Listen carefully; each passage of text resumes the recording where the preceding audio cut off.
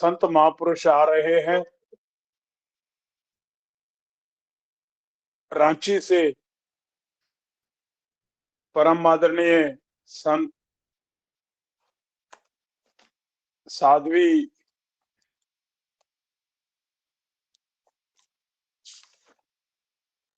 विवेकपुरी जी हैं। मैं उनसे निवेदन करूंगा कि वो आए और हम सबका मार्गदर्शन करें। परम आदरणीय साध्वी विवेकपुरी जी।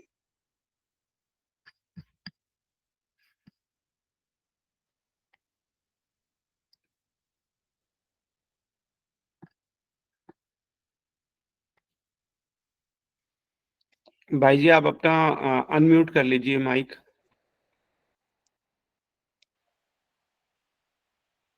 जगतारण कारण प्रभु प्रगटे धर नर रूप। निश्चय जाता डूब मैं मन माया की धार। गुरु चरणन का बल मिला उतरा भव जल पार। नमस्कार श्री सतगुरु स्वामी। नमस्कार गुरु अंतर्यामी। नमस्कार गुरु दीन दयाला। नमस्कार भक्तन रछपाला। नमस्कार त्रिभुवन के नायक। नमस्कार निज जन सुखदायक। सखा सहाय तुम ही देवा। नमस्कार गुरु अलख अभेवा। सखा सहाय तुम ही देवा। नमस्कार गुरु अलख अभेवा। बोलिए दयालु सदगुरुदेव भगवान की जय। श्री परमहंस दयाल जी महाराज की जय। श्री नंगली निवासी भगवान की जय। गुरुदेव भगवान की कृपा से श्री ध्यान साधना शिविर में सम्मिलित होने का सौभाग्य प्राप्त हुआ है। वे बड़भागी जन जो कि इस कार्यक्रम के सूत्रधार हैं, महानुभाव श्री ओम प्रकाश छाबड़ा जी, श्री सुमित अंकल जी और जितने भी सक्रिय कार्यकर्ता हैं, उनको मेरा नमन है। क्योंकि इस विषय के बारे में हम सब जानते तो थे, लेकिन कभी इस ओर सक्रियता ज्यादा हम दिखा नहीं पाए।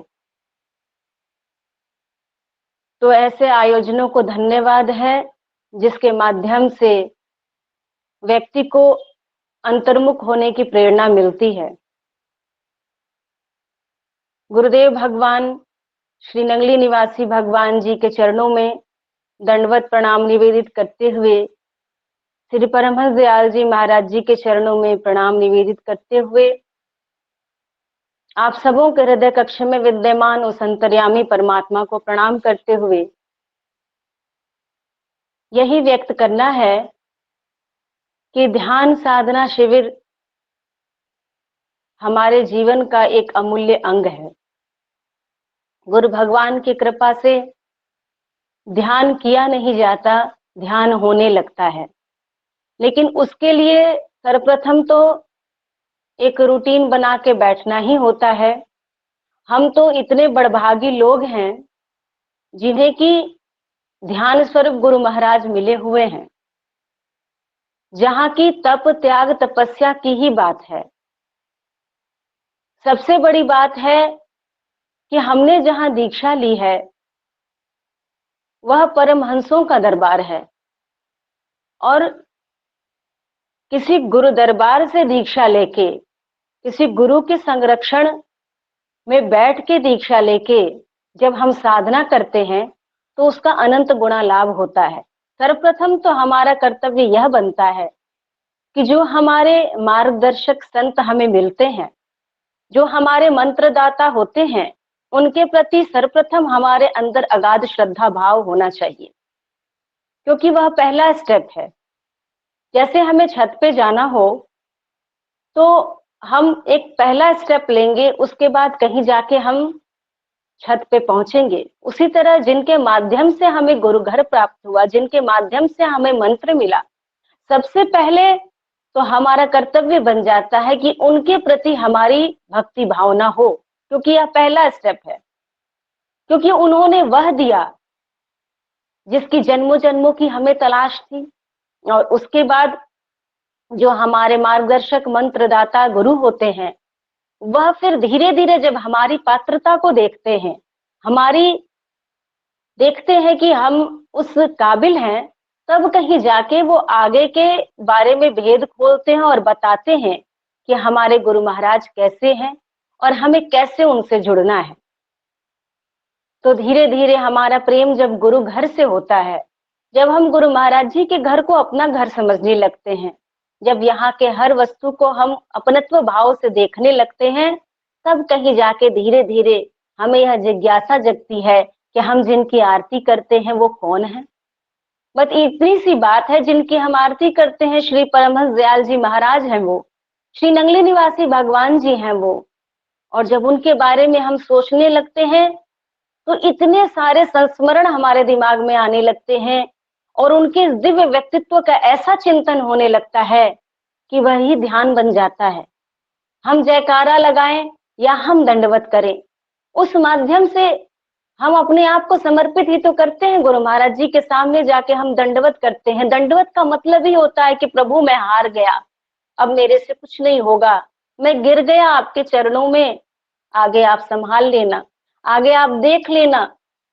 गुरुमुख होने का ही मतलब होता है कि जो अंतर्मुख हो जाए, जो भीतर देखने लगे। अगर वो भीतर देखने की उसकी चाह नहीं, उसकी इच्छा नहीं, या उसके मन में यह कभी यह जिज्ञासा नहीं जगती कि मैं कौन हूं, तो इसका मतलब है कि वह अभी पूर्ण गुरुमुख नहीं हुआ है।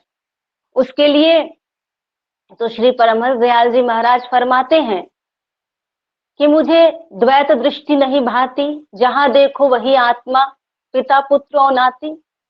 तो हम तो उस ब्रह्मवेत्ता महापुरुष के वंशज हैं जिन्होंने जिंदगी भर तप किया और अपने रूहानी जानशीन उत्तराधिकारी घट घट निवासी हरिहर बाबा जी को भी तप में लगाया, और तप में लगा के हमें दिखाया कि 12 साल 13 साल उनको बैठाया, और इतना अगाध तप उन्होंने किया कि चेतन तो कौन कहे, उस गुफा में जिसमें वो बैठते थे वह जड़ वस्तु से भी हरिहर की आवाज आने लगी और हरिहर बाबा कहलाने लगे।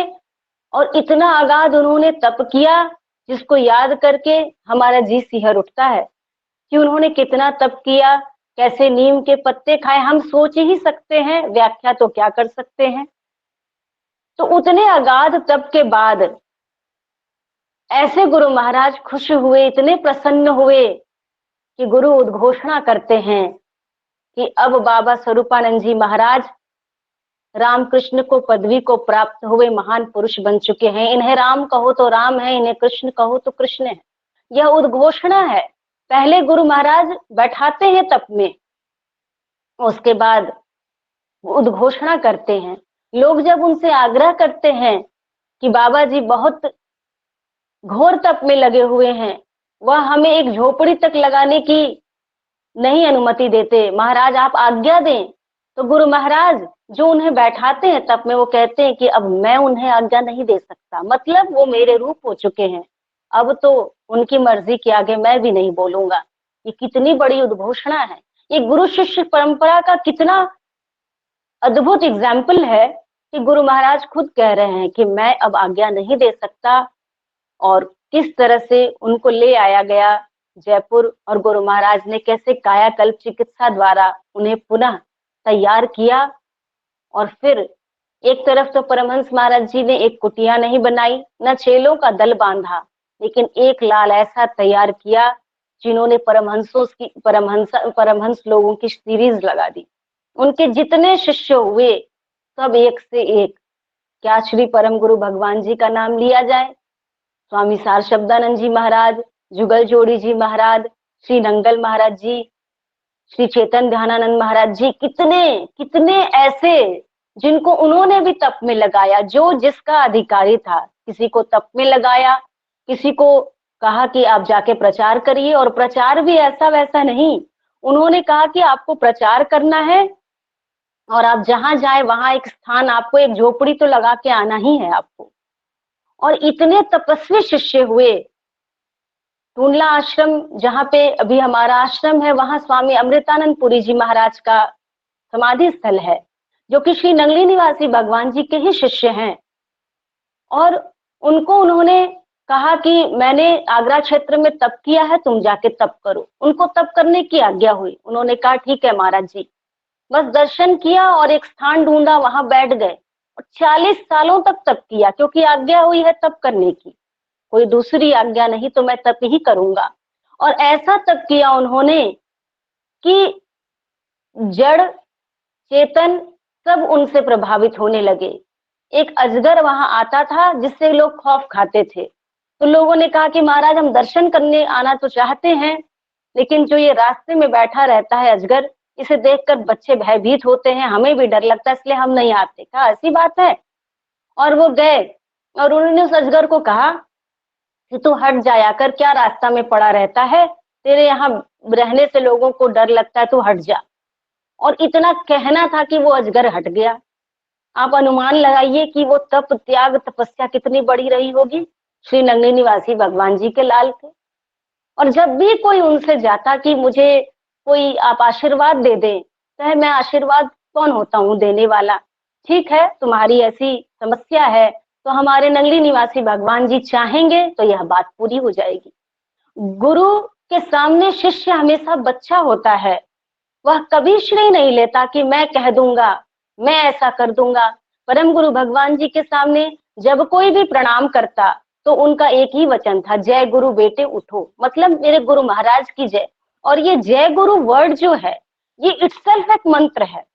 जब चौकौड़ी में वहां पे 2 तरह की कुटिया हुआ करती थी, जो बुजुर्ग महात्मा थे उन्हें भजन करने की आज्ञा होती थी और उनके छोटी छोटी कुटिया बनी होती थी जिसमें वो भजन करते थे। सेवादार महात्मा दूसरे साइड रहते थे तो भजन करते थे। तो एक बार ऐसा हुआ कि उस कुटिया में, फूस की कुटिया हुआ करती थी, उसमें आग लग गई।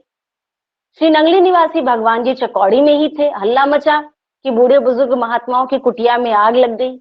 इधर हमारे नंगल प्रभु श्रीमद स्वामी हीरानंदपुरी जी महाराज, वो अपने आश्रम नंगल विहाला में विराजमान थे।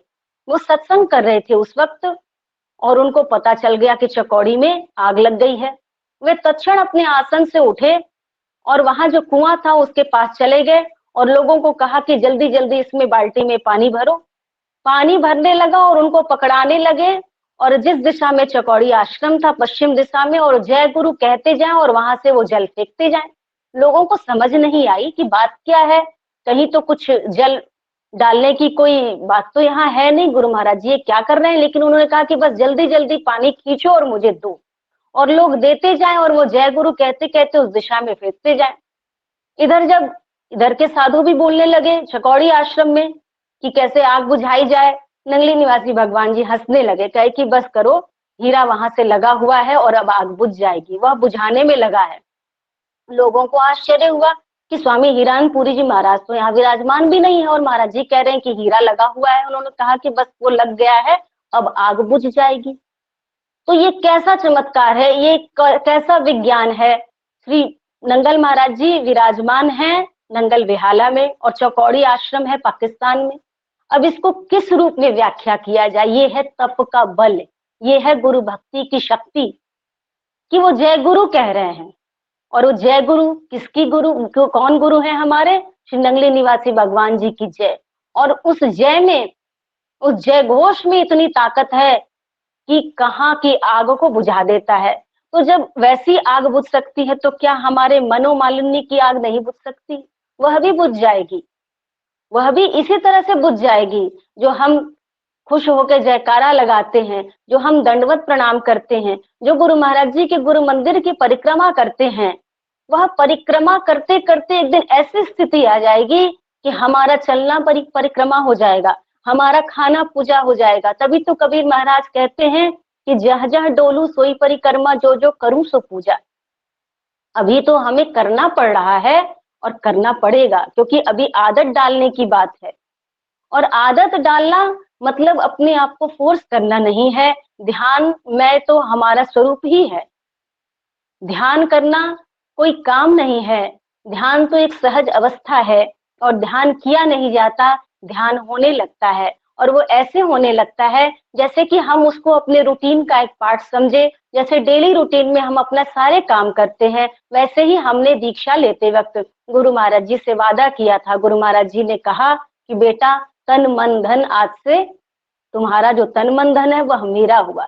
इसी को अपने मन में रिपीट करना है कि मेरा कुछ नहीं है, यह तन मन धन तो आपका है। और इसी को रिपीट करते करते करते हमें यह ध्यान रखना है कि हमें जप करना है 10 मिनट 15 मिनट। और वह किसी पर्टिकुलर पर्सन के लिए जरूरी नहीं है कि हर किसी के लिए एक ही रूटीन हो। जरूरी नहीं है कि रोग किसी का कुछ है। हमें अगर सिर में दर्द है, सिर दर्द का रूट कॉज कुछ भी हो सकता है। किसी को एसिडिटी से पेन है, किसी को स्ट्रेस से पेन है, किसी को थकान की वजह से सिर में दर्द है। अब तीनों में 3 दवाइयां लगेंगी जो रूट कॉज है। अगर हमें स्ट्रेस से पेन है तो हम स्ट्रेस को कम करेंगे तो हमारा स्वाभाविक हेडेक कम हो जाएगा।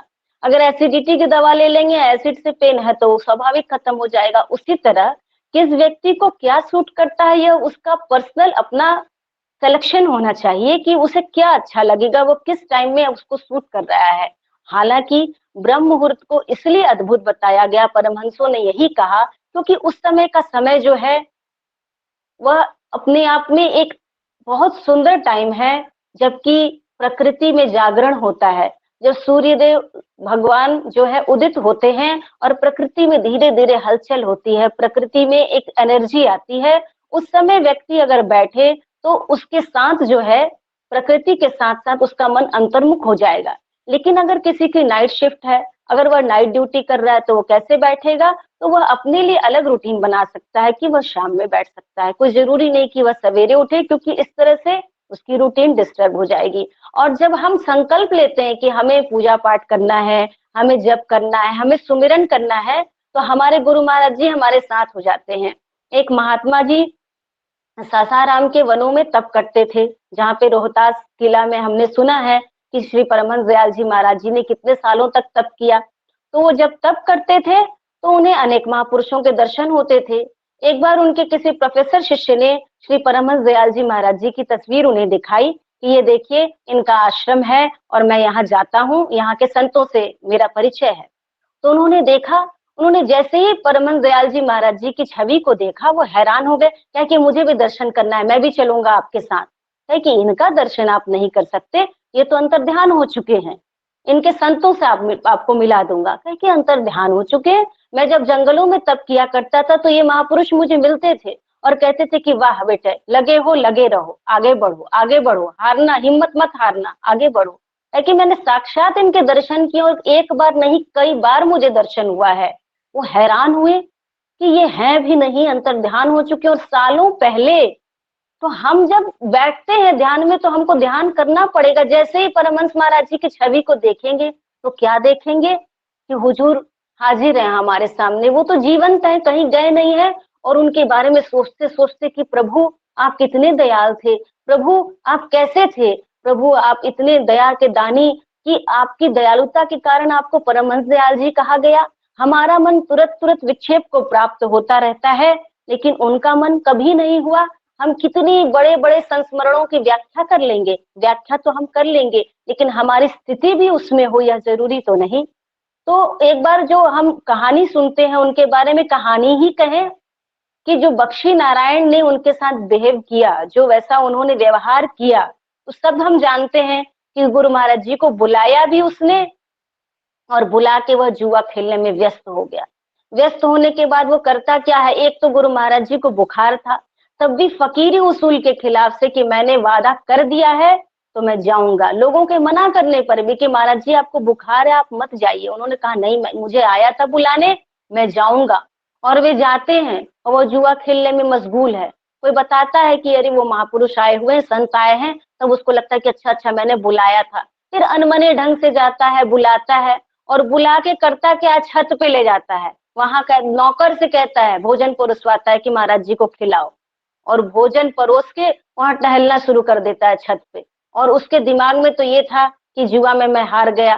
कुछ भी उसका ध्यान नहीं था कि किनको बुलाया है, किनको भोजन करा रहा है, और उनकी एक तरह से उसने उपेक्षा कर दी।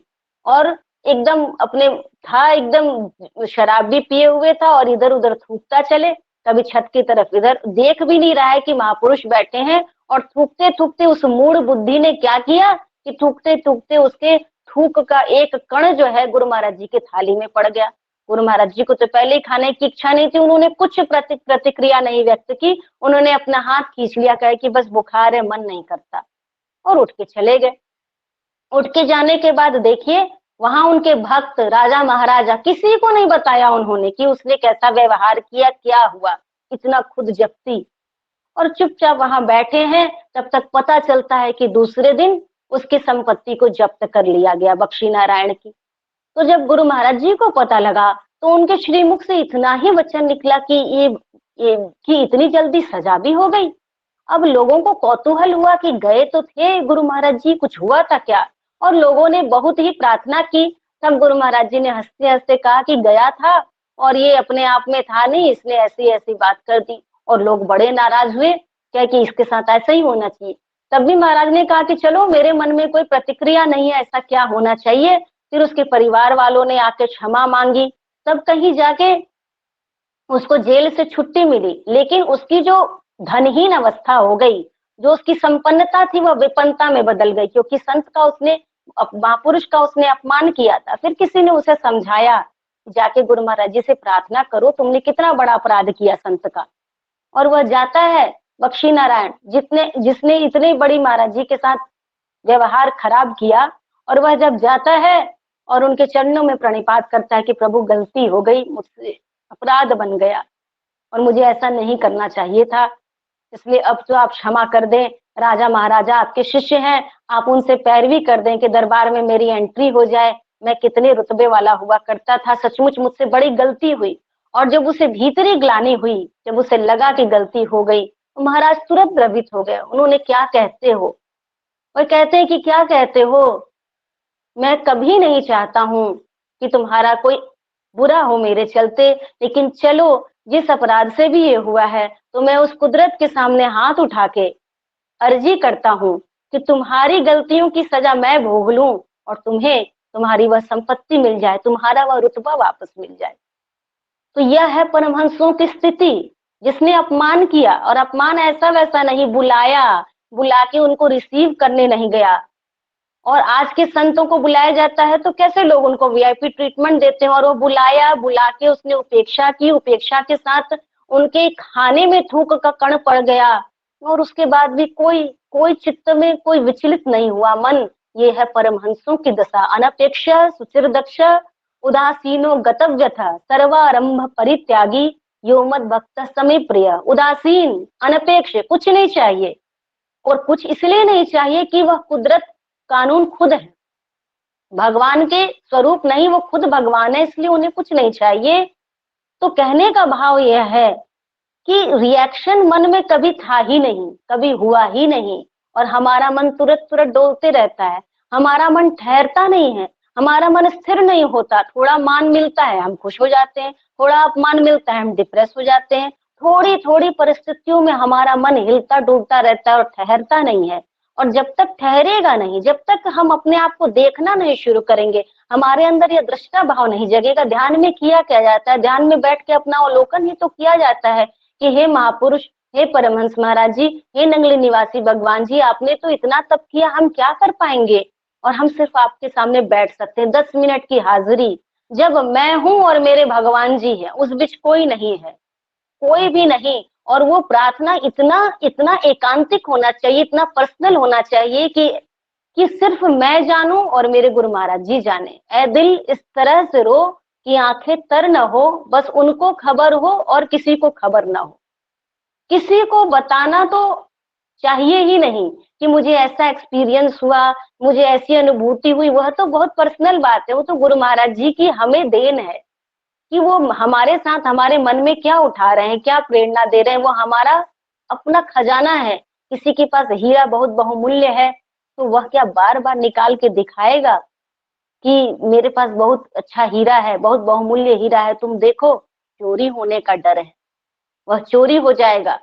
उसी तरह गलती से भी व्यक्ति अगर उस अनुभव को किसी से शेयर करता है तो वह अनुभव लुप्त हो जाता है। महापुरुष कहते हैं कि तुम्हें तो अच्छा समझ के कहा था और तुम जाके इसका प्रचार कर रहे हो। और प्रचार भी आदमी इसलिए कहता है कि हम दूसरों पे इफेक्ट डालें कि हम बड़े भजनीक हैं। यह भी अजीब, मन की अजीब सूक्ष्म गति है, इसे समझना बहुत मुश्किल है।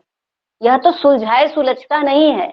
इसे तो बस गुरु महाराज जी को सौंप के सुलझाया जा सकता है कि भगवान मैं हार गया, मेरे से नहीं होगा।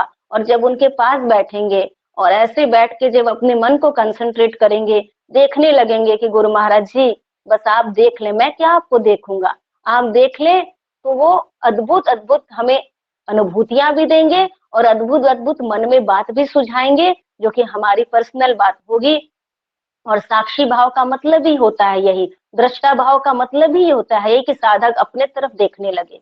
हम मूर्खता ये करते हैं कि अपने तरफ ना देख कर दूसरों की तरफ देखने लगते हैं। एक पिता ने अपने बेटे को कहा कि बेटे बहुत दिन इसी तरह सोते तुम्हें हो गया, मैं तो रोज मंदिर जाया करता हूँ, तुम भी चला करो मंदिर, सूर्योदय के पहले उठ जाना चाहिए, संस्कार तुम्हें ग्रहण करना चाहिए। उसने कहा हाँ पिताजी चलेंगे। और वो अपने पिता के साथ चला गया मंदिर। लेकिन मंदिर गया तो देखा कि वहां बहुत कम लोग हैं, 2 4 5 6 लोग हैं। उसने कहा कि पिताजी गांव में इतने लोग हैं और बताइए मंदिर में कोई आता नहीं है, सारे लोग नास्तिक हो गए हैं। उसके पिता को बड़ा बुरा लगा। कहा बेटा तू सोया ही रहता तो अच्छा था, उठ के तूने क्या किया। उठते ही नुक्ताचीनी शुरू की कि मैं तो मंदिर जाता हूँ, मैं तो आरती में, एक दिन तूने हाजिरी लगाई, आज तेरा फर्स्ट डे है और पहले ही दिन में तेरी ये स्थिति कि तू कह रहा है कि मैं तो आस्तिक हो गया, दूसरा नास्तिक हो गया। बेटा तू कल से सो जाया करना, क्योंकि सोने में तो भला तो शांत रहेगा। और आज पहले दिन ही तूने नुक्ताचीनी शुरू की। ये देखने का क्या मतलब है कि कौन उठ रहा है कौन नहीं उठ रहा है, तेरी हाजिरी बनी कि नहीं। मैंने तो तुझे संस्कारित करने के लिए कहा था और तेरा उल्टा ही कदम चल रहा है। इसलिए यह मन की गति बहुत सूक्ष्म है जो हमारे सुलझाए सुलझेगी नहीं। इसको बस गुरु महाराज जी को सौंप देना है कि मैं तुम्हारा हूँ और तुम्हें ही सौंपता हूँ अमानत तुम्हारी। मैं हूं ही नहीं, मैं हूं ही नहीं तो मैं अपने आप को क्या सुलझाऊं। और इस मैंपन को जिस दिन हम मिटा देंगे, तमाम हमारे जितने गुरु महाराज जी हैं उन्होंने क्या किया, जितने भी हैं जिनका हम संस्मरण पढ़ते हैं, स्वामी जी के मुख से हम सुनते हैं या तमाम इतने संस्मरण हम लोग सभी पढ़ते हैं, उन्होंने क्या किया, अपने मन को मिटाया, अपने मन को गुरु महाराज जी में विलय कर दिया। उन्होंने जो आज्ञा की उसे अतर्क भाव से किया और अपने मन को ठहराया। हम यही नहीं कर पाते। हम एकदम अपना ज्ञान, सबसे पहले हमें ये लगता है कि हम तो ज्ञानी हैं ही, अपने में जो हम सोच रहे हैं वह हमारा बेस्ट ऑप्शन है, इससे अच्छा तो कोई सोच ही नहीं सकता है। तो ये जो हमारी धारणा है कि हम जो बोल रहे हैं उसमें हमारी धारणा भी है। तोता को भी सिखा दीजिए सीताराम सीताराम तो वो बोलने लगेगा, लेकिन ये मतलब नहीं कि वो सीताराम जी के तत्व से परिचित है। उसी तरह जब तक गुरु महाराज जी के चरणों में अगाध प्रीति नहीं होगी, जब तक हम ठहराएंगे नहीं अपने आप को, तो हमारा काम बनेगा नहीं। जब तक हमारा आपा भाव उसमें विलय नहीं होगा, और विलय होता है समर्पण से। एक बार भगवान बुद्ध राजा प्रसेनजीत के दरबार में पहुंचे थे और उन्हें कहीं जाना था। लोगों ने आग्रह किया कि इधर जंगल के रास्ते से आप न जाएं, आपको जाना हो तो आप नगर के मार्ग से जाएं, क्योंकि जंगल के रास्ते में खतरा है। अंगुलीमाल डाकू जो है वो वहां बैठा रहता है और लोगों की हत्याएं किया करता है। भगवान बुद्ध थे, भगवान, उन्होंने कहा कि नहीं, मैं तो जंगल के रास्ते से ही जाऊंगा। अब जब उन्होंने कह दिया कि मैं जंगल के रास्ते से जाऊंगा तो लोगों को इतना भय लगा कि भाई ये तो सन्यासी है, इन्हें तो मरने जीने का भय नहीं, ये तो चले जाएंगे, हमारा क्या होगा। तो उन्होंने कहा ठीक है तुम लोग रहो, मैं जाता हूँ। राजा प्रसेनजीत उनके शिष्य थे, उन्हें चिंता हुई, उन्होंने कहा महाराज मैं सैनिक लेके चलता हूँ। उन्होंने कहा कि नहीं, सैनिक की कोई जरूरत नहीं, मैं अपने आप में पूरा हूँ, मैं जाऊंगा। वो चले गए और बीहड़ जंगल के मार्ग से चले जा रहे हैं और अंगुलीमाल तो बैठा हुआ था घात लगाए कि कोई आएगा उसे देखूंगा मैं, काटूंगा मैं। देखा कि कोई महात्मा कोई चले जा रहे हैं, कहा कि कोई व्यक्ति है, मैं देखता हूँ कौन है। और वो चले जा रहे हैं, भयभीत भी नहीं, अपने खुद मस्ती में चले जा रहे हैं। और उसने पीछे से कहा ठहर जा, उसने जोर से आवाज लगाई ठहर जा, और भगवान बुद्ध चले जा रहे हैं। उसको बड़ी हैरानी हुई कि मैं इतने जोर से ठहर जा कहता हूँ, ये रुकता नहीं है, कौन आदमी है। फिर चिल्लाए ठहर जा, फिर भी न रुके, भगवान चले जा रहे हैं। वो दौड़ के गया और उनके से थोड़ी दूर पे कहता है कि ठहरने को कहता हूँ ठहरता नहीं है, ठहर जा। और उनके पास नहीं जा पाया। ऐसा भगवान बुद्ध ने कोई चमत्कार कर दिया, ऐसी उन्होंने यौगिक क्रिया की कि वो थोड़ी दूरी पे ही ठिठक गया। और जैसे ही उसने कहा कि ठहरने को कहता हूँ ठहरते नहीं हो, भगवान हंसने लगे। भगवान बुद्ध कहते मैं तो ठहर गया, तू कब ठहरेगा। उसने से बड़ी हैरानी हुई कि लोग मुझे देख के डरते हैं, ये व्यक्ति डर भी नहीं रहा है और मुझसे कह रहा है कि कब ठहरेगा। उसने कहा भी बताता हूँ कब ठहरता हूँ। और उसने जो कटार ली थी सोचा कि अब इनको मारूं, और जैसे उसने कटार उठाई और दौड़ना शुरू किया, वहीं उसका पांव जो था धरती से चिपक गया। अब दौड़ ही ना पाए। अब ये योगी राज इतने बड़े बुद्ध ये मुस्कुरा रहे हैं और वो दौड़ता जा रहा है, एक ही जगह पे दौड़ता जा रहा है, लेकिन वो अपने और भगवान बुद्ध की दूरी को खत्म नहीं कर सका। वहीं दौड़ता गया, हाँफता गया, खींचता गया कि कौन है ये। और जब खींच के थक गया, पसीने पसीने होके झुक के बैठ गया कि मेरी तो ताकत ही काम नहीं करती। भगवान बुद्ध आगे बढ़े और उसके शीश पे हाथ रख के कहते हैं कि मैं तो ठहर गया, तू कब ठहरेगा। उसे बड़ी हैरानी हुई। उसने आंख उठा के उनके पास देखा, उनके चेहरे को कोई भय नहीं, एकदम उदासीन भी नहीं। ये अजीब सा चेहरा उसने कभी देखा नहीं था, अपूर्व तेज। और गुरु महाराज महापुरुष जब शीश पे हाथ रख दे, फिर जब उन्हें देखता है तो फिर कहते हैं कब ठहरेगा। वही तो मैं पूछ रहा हूँ, ये कत्लेआम कब खत्म करेगा। कितने जन्मों से क्या क्या कर्म किए और ये मनुष्य जन्म मिला, और कैसा तू जानवर बन गया, मनुष्य से राक्षस बन गया। इतने लोगों का कत्ल कर रहा है और कितने जघन्य अपराध करके तू अनंत संस्कारों को अर्जित कर रहा है। बढ़ाता ही जाएगा, ठहरेगा नहीं। और जैसे उन्होंने किया, उसे लगा कि उसके शरीर में कोई बिजली कौंध गई। और कभी उसे भेंट ही नहीं हुई थी ऐसे लोगों से। लोग तो डरते थे, रोते थे, कराहते थे, और ये कौन आ गया जो डर कौन रहा है, मेरे शीश पे हाथ रख के कहता है कब ठहरेगा। और उसे अचानक ऐसा महसूस हुआ कि मैं क्या कर रहा हूँ, मैं सचमुच तो जानवर हो गया हूँ, मैं तो सचमुच राक्षस हो गया हूँ, मैं क्या कर रहा हूँ। और तत्क्षण वो धड़ाम से उनके चरणों में गिर गया, रोने लगा कि मैं कैसे ठहरूंगा, मैं तो सचमुच ठहर नहीं पाया। और तब भगवान कहते हैं कि ठहरना चाहता है, आ मैं तुझे ठहरने की युक्ति बताता हूँ। उतना बड़ा अपराधी, मर्डरर, और तलवार लिए हाथ में और काटने जा रहा था, और उनके स्पर्श में, उनके चितवन में, उनके व्यक्तित्व के में इतना आकर्षण था, और उनके स्पर्श से वो ऐसा अभिभूत हुआ कि उसने कहा कि नहीं बस बताइए मैं कैसे ठहरूंगा। उन्होंने कहा बताता हूँ। और उसे ले जाते हैं, वहां जंगल में उपदेश देते हैं, कहते हैं उतारिए कपड़े, ये जो पहना हुआ है। और ये उंगली की माला पहनता था, जितने लोगों का कत्ल करता था उसके लास्ट उंगली को वो डालता था, और उसकी प्रतिज्ञा थी कि इतने लोगों को डेली मारूंगा तभी खाऊंगा। उन्होंने कहा कि मनुष्य से तू राक्षस बन गया है, लेकिन अब देवता बनने में टाइम लगेगा ना, मैं बताता हूँ कैसे ठहरना है। उन्होंने उसे साधना सिखाई, और वह रोता रहा कि प्रभु अब प्रायश्चित कैसे होगा, मैंने सचमुच इतना अपराध किया। कहा प्रायश्चित भी बताता हूँ, तो चल नगर में मेरे साथ। कहा लोग मार डालेंगे उनको, जैसे पता चला। कहा यही तो प्रायश्चित है। और यहाँ पे राजा प्रसेनजीत के हाहाकार मचा हुआ है कि भगवान बुद्ध तो गए, और गए तो अब तो गए, अब तो वापस नहीं आने वाले। बाल बुद्धि, मूर्खतावश भगवान कहते भी हैं और भगवान मानते भी नहीं है। तो लोगों को लगा कि अब भगवान बुद्ध का तो वो तो लौटेंगे नहीं, उनकी खबर ही आएगी। और राजा यहाँ शस्त्र लेके तैयार, सैनिकों को तैयार कि कहाँ से हमला बोल देगा अंगुलीमाल।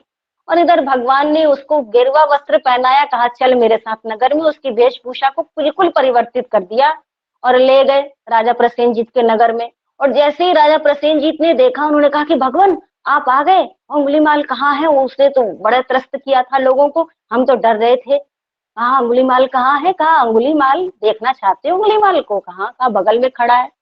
अब तो लगे सब हाहाकार करने, कहे यही अंगुली माल है, और राजा प्रसेनजीत जो बगल में खड़े थे वो गिरने लगे इधर उधर, कहा ये अंगुली माल है, इसको आपने सन्यासी बना दिया। कहा कि हाँ मैंने बना दिया, क्योंकि बीमार था ये, इसी को जरूरत थी मेरी, दवाई तो वही दूंगा ना जहाँ रोगी है। वहां रोगी था बेचारा पड़ा हुआ जंगल में, तुम कहते थे उधर से जाओ, मैं इधर से गया।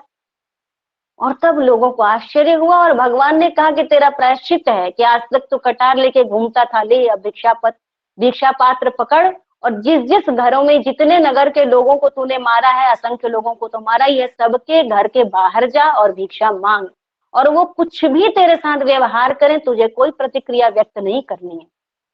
और हुआ यही, वह जाए, और लोगों को तो आक्रोश था ही कि इसने मेरे परिवारजनों को मारा, जहां जाए वहां लोग पत्थर मारे और पत्थर मारे, और उसके मस्तक से खून चुए, और वो कुछ नहीं, सिर झुकाए, और सिर झुकाए वो बैठा है, खड़ा है, और लोग उसे मारते जाएं, उसे घायल करते जाएं, और उसका प्रायश्चित होता जाए, और वो रोता जाए।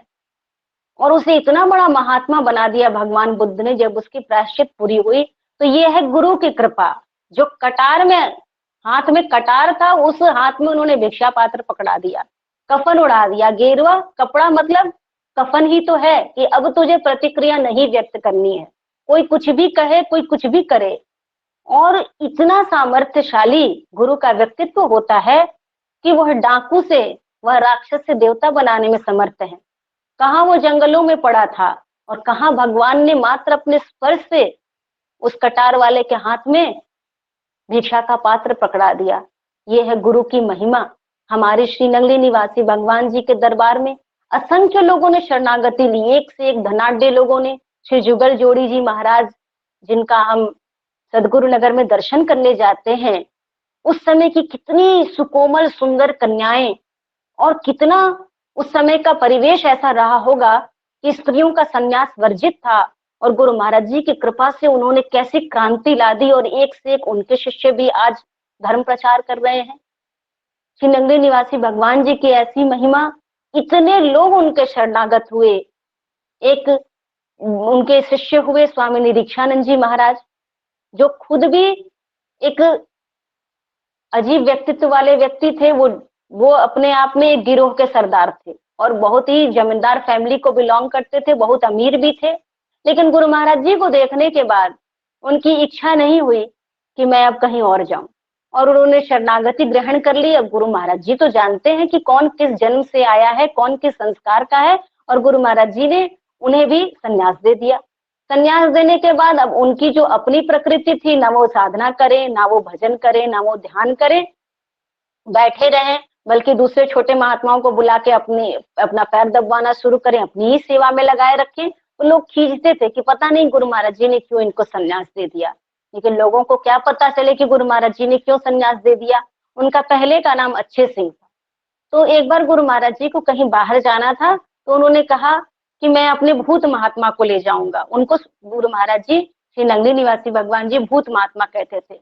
अब लोगों को बड़ी असमंजस की स्थिति बनी कि गुरु महाराज जी के कार में 2 आदमी की जगह लेगा, इस कोई काम भी नहीं करेगा, कोई सेवा भी नहीं करेगा, जहां जाएगा वहां सिर्फ बैठा रहेगा, पता नहीं गुरु महाराज जी क्यों ले जा रहे हैं इसको। लेकिन अब उनके सामने तर्क कौन करे। गुरु महाराज जी ने कहा नहीं, आज हमारी इच्छा है कि हम अपने भूत महात्मा को ले ही जाएंगे।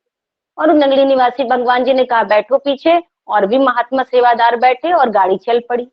कुछ दूर जाने के बाद कुछ भक्त खड़े थे, लोगों को लगा कि फूल माला लेके कुछ लोग खड़े थे। लोगों को लगा कि महाराज जी को लगा, बाकी लोगों को लगा कि भक्त खड़े हैं, तो गाड़ी रोक दी गई। ये तो नगरी निवासी भगवान जी की लीला थी। गाड़ी रोकी गई तो वो भक्त नहीं थे, वो चोर थे, और उन्होंने हथियार निकाला और कहा कि बस जो जो सामान है निकालो। अब जो बैठे थे पीछे निरीक्षानंद बाबा जी, उनको लगा कि अरे ये भक्त बन के आए और ये चोर हैं, और वो निकले वहां कार में से, और गाड़ी के हैंडल को उठा के बोले कि लगता है कि अच्छे सिंह का नाम तुम लोग भूल गए हो क्या। गुरु महाराज जी के लिए न भूत हूँ, और गुरु महाराज जी के लिए निरीक्षानंद हूँ, तुम्हारे लिए तो वही अच्छे सिंह हूँ, इसलिए सावधान हो जाओ, अभी मारूंगा तुम्हें ना। उन लोगों ने सुना अच्छे सिंह का नाम, तो वो सुने थे कि भाई इतने बड़े गिरोह के सरदार थे, और इतने दबंग थे, इतने प्रभावशाली थे कि उनके नाम से लोग थर थर कांपते थे, चले भाग। अब वो भागे तो क्या, तुम्हारी जरूरत कैसी हुई कि मेरे गुरु महाराज जी की तुम गाड़ी को रोको। और वो लगे दौड़ाने, उतने मोटे शरीर में भी लगे दौड़ने, और वो लोग लगे कांपने। कि अगर पकड़ में आ गए तो ये तो छोड़ेंगे नहीं। इधर नंगली निवासी भगवान जी प्यार से बोलने लगे, अरे भूत तेरे नाम से ही वो भाग गए, तू आजा आजा मेरे पास आजा, मत दौड़ाओ उनको, तो तेरा नाम ही काफी है। लोग क्या समझे कि मैं क्यों तुम्हें बैठाता हूँ, मैं तुम्हें क्यों प्यार करता हूँ। मैंने आज इसीलिए तो इन लोगों को दिखाने के लिए ही तुझे ले आया था कि तेरी कहाँ जरूरत है, तू क्या है। तो ये महिमा थी नंगली निवासी भगवान जी की, और इतना प्यार उनके करते थे। गुरु महाराज जी करते क्या है, अपने हर बच्चे को उतने ही प्यार से संभालते हैं, क्योंकि उनको पता है कि हर कोई योगी राज तो नहीं बन सकता, अपनी अपनी सत्पात्रता है। उनके कितने महात्मा भजनीक हुए, कोई प्रचारक हुआ, और कोई भजन करते करते ही उन्होंने शरीर छोड़ दिया, उनका नाम भी नहीं पता है हम लोगों को। और कोई इतने बड़े प्रचारक हुए कि आज उनके कितने आश्रम है। इस तरह करके गुरु महाराज जी के कितने शिष्य हुए, और उनका इतना अगाध प्रेम था, जिनका कोई भजन का नियम नहीं था। और जब गुरु महाराज जी अंतर ध्यान हो गए श्री नंगली निवासी भगवान जी, तो बहुत उदास रहने लगे। उनका मन ही नहीं लगे कि अब तो गुरु महाराज जी चले गए, अब तो गुरु महाराज जी चले गए, मैं क्या करूंगा। कुछ सालों तक तो वो रहे। फिर एक दिन एक बैसाखी का जो भंडारा होता है, महानिर्वाण दिवस श्री नंगली निवासी भगवान जी का, और वो बड़े मायूस मन से मंदिर में गए। चाहे भगवान, आप तो पिता थे, आप हमारी संभाल किया करते थे, आप प्यार किया करते थे, अब तो दुनिया उजाड़ लगती है, अब तो लगता है कि कुछ है ही नहीं, अब तो लगता है मेरा अस्तित्व ही नहीं, और मुझे ना भजन आता है, ना कीर्तन आता है, ना मैं प्रचार करना जानता हूँ। मेरे तो सर्वस्व आप थे, और अब जीने का कोई मतलब बनता भी नहीं है, और मेरा कोई है भी नहीं आपके सिवा। आज मैं मर जाऊं तो पता नहीं मेरा कल क्या होगा। इसलिए हे गुरु महाराज जी, आज आपका निर्वाण दिन है, और अब मुझे आप अपने पास बुला लीजिए। मेरा मन नहीं लगता इस फानी दुनिया में, मुझे बस आज अपने आप अब बुला लीजिए, ताकि जब भी वैसाखी का भंडारा हो, आपका भंडारा हो, तो इस तुच्छ को भी लोग याद कर लिया करेंगे। और तो मेरा कोई है भी नहीं सिलसिला, और ना मैं चाहता हूँ, बस मेरा मन अब लगता नहीं इस दुनिया में, आप अपने पास बुला लीजिए। और इतना द्रवित होके वो रोए श्री नंगली निवासी भगवान जी के समाधि के पास गुरु मंदिर में, इतना रोए, और रोने के बाद उन्होंने दंडवत जो प्रणाम किया, तो फिर वो उठे नहीं, वो चले गए गुरु महाराज जी के धाम को। और ये हैरानी की बात रही कि उतने बड़े महात्मा, जिनका कोई नियम नहीं था, लोग कहते थे कि ये तो डंडे चलाते हैं, ये तो मारते हैं, गाली ही बकते हैं, लेकिन उनका गाली बकना भी भजन बन गया। ऐसा तार जुड़ा था श्री नंगली निवासी भगवान जी से कि बस उन्होंने प्रार्थना की कि भगवान अब बुला लीजिए, बहुत हुआ, अब मन नहीं लगता, मेरा आपके सिवा कोई नहीं है, और उनसे उतना ही काम लेना भी होगा गुरु महाराज जी को। और गुरु महाराज जी ने बुला लिया। तो अब कहा जाए कि वो ध्यान नहीं करते थे, तो हमारी मूर्खता ही तो होगी, क्योंकि यह तो एक तार है, एक स्ट्रीम है, एक फ्लो है। इस फ्लो में बहना है अपने आप को, और जोड़े रखना है उस तार को गुरु महाराज जी से। और वो जबरदस्ती करने की भी चीज नहीं है। हम किसी को फोन लगाते हैं, कोई इंपॉर्टेंट व्यक्ति होता है, और हमने उसको कॉल लगा दी, कॉल लगाई दी, उन्होंने रिसीव नहीं किया, लेकिन अगर हमें मैसेज का भी टोन बजेगा, या हमारा किसी का भी कॉल आएगा, तो हमें जिज्ञासा होगी कि उस इंपॉर्टेंट व्यक्ति का तो फोन नहीं आ गया, कहीं उन्हीं का तो फोन नहीं है। हम बार बार फोन की तरफ जाएगा हमारा मन। हमें कहना पड़ा कि आप फोन देखिए, हमें कहना पड़ा कि आप उस व्यक्ति का ध्यान कीजिए, हम स्वाभाविक उस व्यक्ति का ध्यान करने लगेंगे। क्यों? क्योंकि हमें कुछ काम है उससे, हमें कुछ पैरवी करनी है, हमें कुछ अपने मन की बात करनी है, तो हम उस व्यक्ति के प्रति अटैच हो जाएंगे, क्योंकि हमें अपना काम बनाना है। तो इतने बड़े परमात्मा से, इतने बड़े गुरु महाराज जी से हमें पैरवी करनी है, तो मन को कैसा खाली करना पड़ेगा, एकदम उनके अपने आप को उनमें कितना निमज्जित कर देना पड़ेगा। और वो हो जाएगा निमज्जित जब हम गुरु महाराज जी के दरबार की सेवा करेंगे, हम उनके दरबार के चाकर बनेंगे, अपने आप को जब नाकुच बना देंगे, और वो सेवा किस प्रकार करते और कराते हैं, वह उनकी महिमा है। किससे क्या काम करवा लेंगे। अभी तो हमारी हालत ये है कि चींटी चढ़ी पहाड़ पे, 100 मन साबुन लाद। एक तो चींटी, ऊपर से चढ़ना है पहाड़ पे, उस पर से 100 मन का उसका बोझा। हमारी इतनी ही ताकत है। लेकिन एक शरणागति का जो मार्ग बताया गुरु महाराज जी ने, उसमें क्या है, वो कहते हैं कि कोई जो चींटी है, उसको तीर्थ यात्रा करनी हो, कहीं हरिद्वार जाने का मन कर जाए, कहीं जाने का मन कर जाए, वो कैसे जाएगी।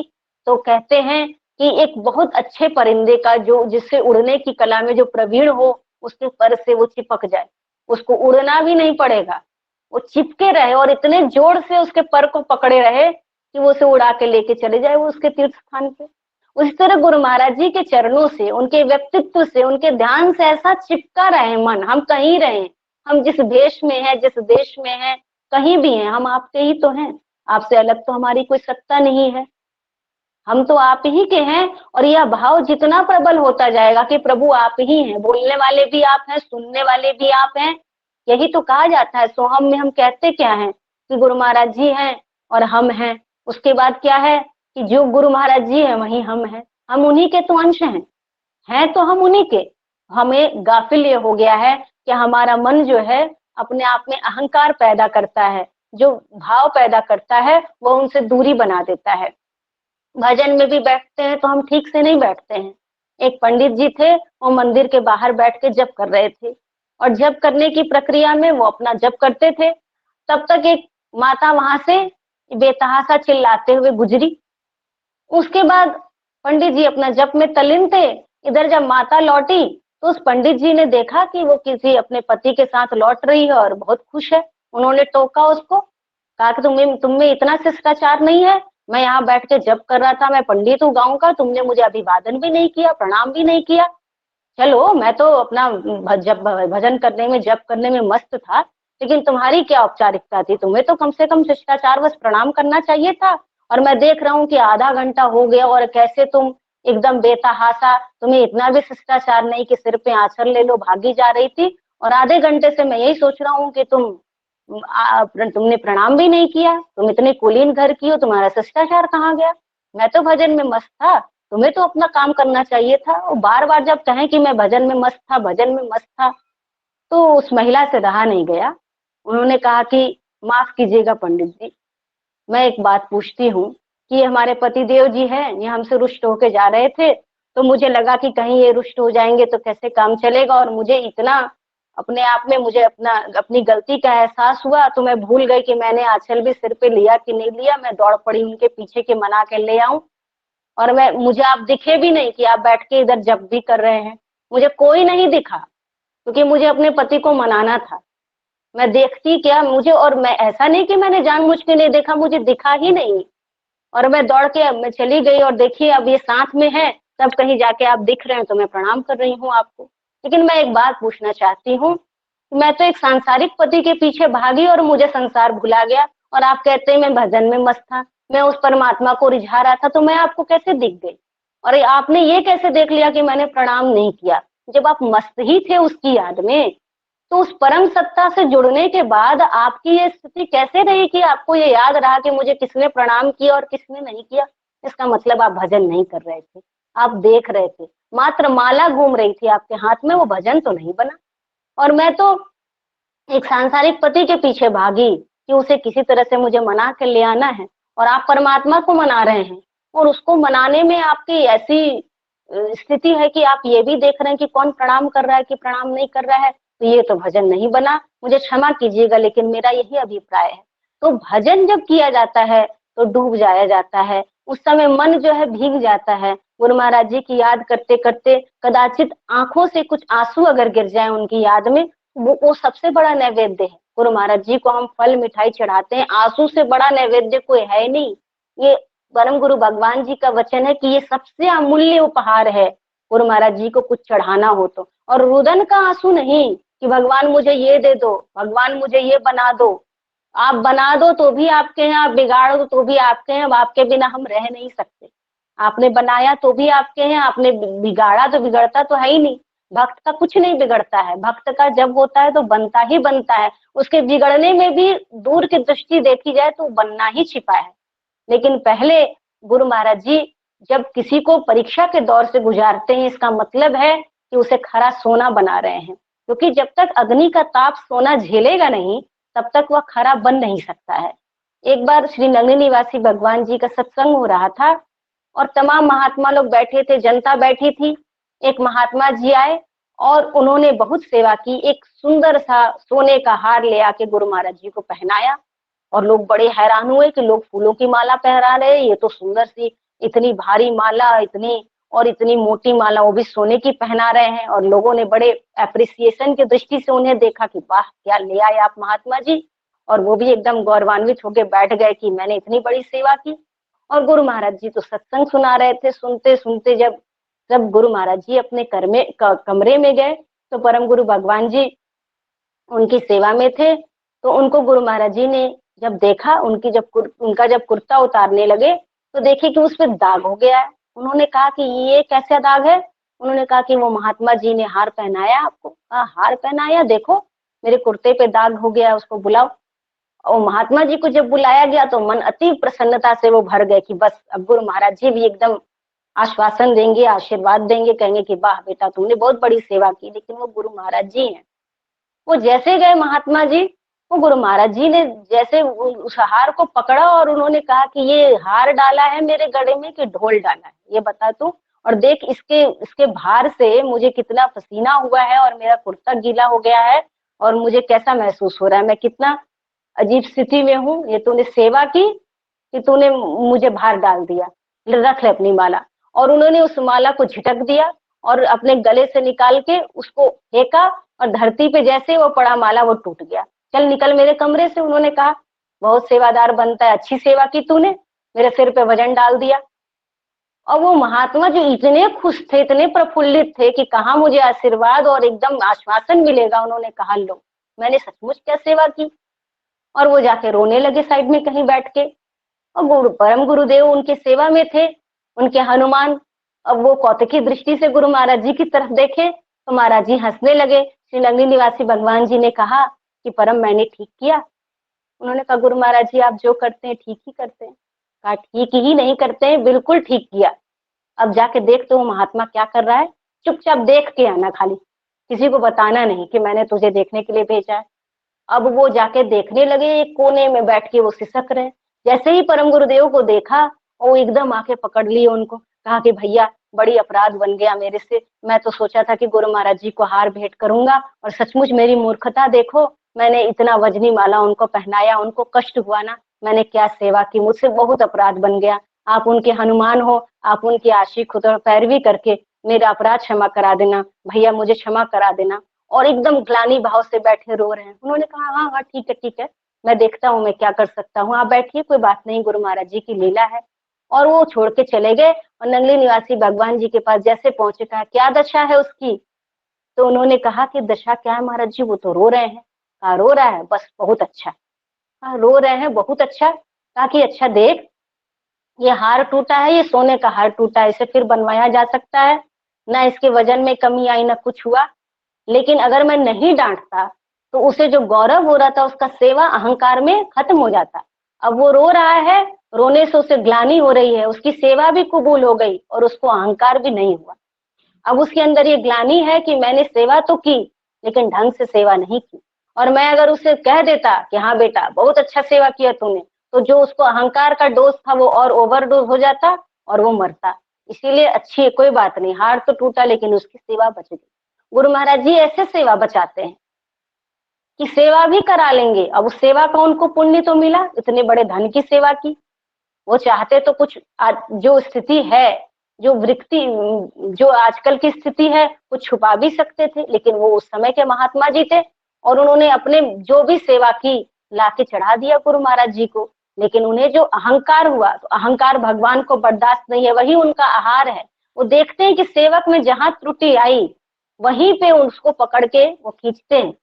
परम गुरु भगवान जी उनकी सेवा में सोए हुए थे, नंगली निवासी भगवान जी शयन कर रहे थे और उनकी सेवा करते करते गुरु महाराज जी भी धरती पे, परम गुरुदेव वहीं लेट गए। लेटे लेटे उन्होंने कहा क्या सपना देखा कि मैं गुरु महाराज जी के दरबार का बहारन झाड़ू से बाहर रहा हूँ। तब तक उनके कोई क्लोज फ्रेंड जो बचपन के हुआ करते थे वो आ गए और वो एकदम कोट पैंट में छड़ी लिए हुए पहुंचे और वो उनका पूर्वाश्रम का नाम लेके कहते हैं कि केवल तुम क्या करते हो? कहा कि मैं, उन्होंने कहा, उनके फ्रेंड ने कहा कि देखो मैं तो सरकार की नौकरी करता हूँ, मुझे इतने पैसे मिलते हैं, तुम क्या करते हो? उन्होंने कहा मैं भी बड़े सरकार की नौकरी करता हूँ। तो कहा मुझे तो इतना पेमेंट मिलता है, तुम्हें क्या मिलता है? तो गुरु महाराज जी, परम गुरुदेव उस बुहारन को दिखाते हुए कहते हैं कि ये है मेरी कमाई। जैसे ही उनके मित्र ने देखा कि ये धूल कहते हैं, तो अपनी छड़ी से उसने उस धूल को बड़ी उपेक्षा से कहा कि ये है तेरी कमाई, इसे कमाई कहते हैं। और जैसे ही उस व्यक्ति ने, उस फ्रेंड ने उस धूल को फेंका वैसे ही वो जवाहरातों में परिवर्तित हो गया। तो परम गुरुदेव जो थे, जब उन्होंने देखा कि अरे धूल तो जवाहरातों में परिवर्तित हो गया, मोती है, सोना है, हीरा है, तो सपने में ही वो उसको बटोरने लगे कि इसका मैं कुछ हार बना के गुरु महाराज जी को पहनाऊंगा। और जैसे ही वो हाथ लगाने गए तो नगली निवासी भगवान जी का तो प्रवेश ब्रह्मांड में है। उन्होंने वो तो शिष्य के सपने में भी प्रवेश कर गए थे। उन्होंने कहा परम, उन्होंने आवाज दी, और जैसे ही परम आवाज दी तो गुरु महाराज जी तो सपने में इकट्ठा ही करने लगे थे। परम गुरुदेव उठ के बैठ गए तो अजीब असमंजस की अवस्था हो गई। वो कभी भगवान जी की तरफ देखे, गुरुदेव की तरफ, और कभी धरती की तरफ देखे। तो नगली निवासी भगवान जी कहते हैं कि मस्ताने, मैं बुलाता इधर हूँ, तू देखता उधर है, क्या बात है, क्यों ऐसे तू इस स्थिति में बना हुआ है। वो कहते हैं कि गुरु महाराज जी ऐसे ऐसे मैंने सपना देखा। तो कहा कि हाँ ठीक तो है, गुरु महाराज जी का जो दरबार का धूल है वो हीरे जवाहरातों से कम तो नहीं है, तो तुम हाथ से क्या उठाने गया था?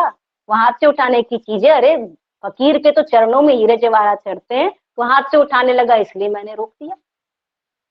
और वो तो बेटा, वो तो तेरे चरणों की धूल है। साधु को तो त्याग सिखाया जाता है ना, वो तो चरणों पे चढ़ने की चीज है, उसे हाथ से नहीं स्पर्श किया जाता है। लक्ष्मी तो रौंदने की चीज है। और कैसे वो दरबार में लीला करते थे, किसी ने सोने के मुरब्बे चढ़ाए और उसको पायदान के नीचे बिछा दिया और महात्माओं को बोला आ जाओ। चांदी के सिक्के थे उसको भी बिछवा दिया और महात्मा लोग आए, कहे कि अब चलो इस पे और तुम लोग अपना कीर्तन करो। कीर्तन करते करते झूमने लगे सारे लोग, और जब खूब झूमने लगे, खूब कीर्तन हुआ, तब कहा कि अब पावदान हटाओ। और वो कालीन पावदान हटाया गया तो देखा गया सिक्के, कहे कि हो तुम तो बड़े त्यागी हो, देखो तुम सिक्कों पे नाच रहे हो और लोग इसके लिए मरते हैं। कहा कि बस यही याद रखना कि धन मान और कीर्ति में उलझ मत जाना। जो साधना है, जो तपस्या है, इसमें माया जो है वो 3 तरह से है। कभी धन मिल जाएगा, कभी मान मिल जाएगा, कभी कीर्ति मिल जाएगी, यश मिल जाएगा, आदमी फंसा उसमें। ध्यान में भी जो बैठता है व्यक्ति, पहले तो वह बैठता है, बैठने के बाद उसके मन में विचार आने लगते हैं तो विचार में मन फंसता है। उसके बाद जो आनंद आने लगता है उसमें उसका प्रवेश होता है, तो आनंद से भी पार की दशा है। लेकिन छोटे छोटे प्रलोभन में हमारा मन फंस जाता है, और फंसते फंसते क्या होता है कि हमें भ्रम हो जाता है कि बस अब तो हम पहुंच गए। और जिस दिन ये भ्रम होता है कि बस अब हम पहुंच गए, तो गुरु महाराज जी तो देख ही रहे, कहीं गए नहीं है। उनको लग जाता है कि मैंने इसे तैयार किया, मैंने इसे खड़ा किया, और इसको भ्रम हो रहा है कि मैं हूं, अब तो इसके मैं को मुझे मारना पड़ेगा। और वो तरकीब भिड़ाते हैं, फिर इतना तरकीब है उनके पास। परीक्षा जो है उनके पास, उनका प्रश्न पत्र कभी खत्म ही नहीं होता है। वो देखते हैं कि क्या बच्चा किस योग्य है और उसको क्या देना है। इसीलिए हमें कहीं जाने की जरूरत नहीं है। हम गुरु महाराज जी के बच्चे हैं, उनके वंशज हैं, और हम बस उन्हीं के बारे में सोचते सोचते हमें ध्यान लगने लगेगा। यही हमारी प्रक्रिया होनी चाहिए। श्री स्वामी जी द्वारा रचित एक भजन है जिसको उन्होंने खुद बनाया है, श्री नगली निवासी भगवान जी के आगमन पे बना था, और उसको बोल के मैं अपने वाणी को विराम दूंगी। तुझको माता पिताया विधाता कहूँ, तू ही निर्गुण सगुण सत्य साकार हो। तू ही ब्रह्मा विभव देव देवेश हो। तू ही सदगुरु परम ब्रह्म अवतार हो। वेद कह के थके नेति महिमा तेरी, विष्णु वेद हर नहीं पा सके पार है थकी शारदा तेरे गुणगान में, हम तो बालक मलिन बुद्धि नादान है। आए हरि हर सगुण संत नर देह में, बांटने को परम ज्ञान करने अभय। तेरे शुभ आगमन से धरा धन्य है, हम प्रफुल्लित है सबके मिटे ताप त्रय। काल का भय गया जन्म पावन हुआ, तूने बांटा महामंत्र अमरत्व का। विधि बताई सहज योग जप ध्यान की, चित्त में भर गया बोध ब्रह्मत्व का। श्री चरण तीर्थ परवारु सर्वस्व में, धर हृदय कुंज में मूर्ति गुरुराज की। दिव्य मानस में पूजा करूं रात दिन, बोल जय जय करें अपने महाराज की। हे हृदय धन परम ज्ञान आनंद घन, सच्चे साहिब सचल शिव सनातन सदैव। वृत्ति निज रूप में कर दो ऐसी अचल, जिंदगी यह बने पूर्ण आनंद में। जो भी बोला गया श्री स्वामी जी महाराज द्वारा जो भी निर्देशित है, मेरी अपनी कोई हस्ती नहीं, वही मेरा निर्माण करता है। तो जो बोलने में त्रुटि हुई वह तो मेरी है, लेकिन आप सभी विज्ञ हैं, बड़े हैं। जो बालक कह तोतरी बाता, मुदित होय सुनि पितु और माता। और जो भी अच्छा लगा वो श्री स्वामी जी महाराज जी का श्रेय है, श्री गुरुदेव भगवान जी की प्रेरणा है, उसको इसी रूप में स्वीकार करें। बोले दयालु सदगुरुदेव भगवान की जय। शब्दों में और वाणी में इतनी ताकत नहीं है कि पूज्य संत जी महाराज ने जो प्रवचन किए उसके विषय में कुछ टिप्पणी की जाए। दोबारा जब इसको सुनेंगे तो उसका आनंद और उत्तरोत्तर होगा, ऐसा मेरा विश्वास है। कोटि कोटि धन्यवाद।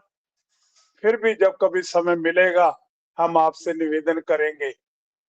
आइए आज के कार्यक्रम को यहीं संपन्न करते हैं और कल प्रातः फिर निर्धारित समय पर आपके श्री चरणों में हाजिर होंगे। बोलो जयकारा बोल मेरे श्री गुरु महाराज की जय। सभी का बहुत बहुत धन्यवाद।